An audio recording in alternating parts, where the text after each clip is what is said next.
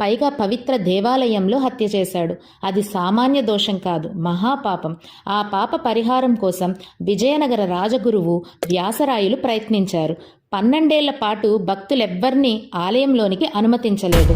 వ్యాసరాయల వారు గర్భగుడిలో ప్రవేశించి పాప నివృత్తి అయ్యేందుకు కఠోర దీక్షతో పూజలు నిర్వహించారు. ఆ 12 ఏళ్ల కాలంలో భక్తులెవ్వరికీ గర్భగుడిలో ఉన్న మూల విరాట్టును దర్శించుకునే భాగ్యం కలగలేదు. కానీ అందుకు ప్రతిగా ఆనంద నిలయ విమానం మొదటి అంతస్తులో స్వామివారి విగ్రహాన్ని ప్రతిష్ఠించారు. ఇలా ప్రతిష్ఠించిన వెంకటేశ్వర స్వామివారి విగ్రహం ఉత్తర వాయువ్యంలో ఉంటుంది. అప్పుడు ప్రతిష్ఠించిన స్వామివారి విగ్రహమే విమాన వెంకటేశ్వర స్వామి. అప్పుడు స్వామివారికి బదులుగా ప్రతిష్ఠించిన విమాన వెంకటేశ్వర స్వామిని ఇప్పటికీ భక్తి శ్రద్ధలతో దర్శించుకుంటారు. తిరుమల వెళ్లిన భక్తులు తప్పనిసరిగా విమాన వెంకటేశ్వర స్వామిని దర్శించుకోవడం ఆచారంగా మారింది. 16వ శతాబ్దంలో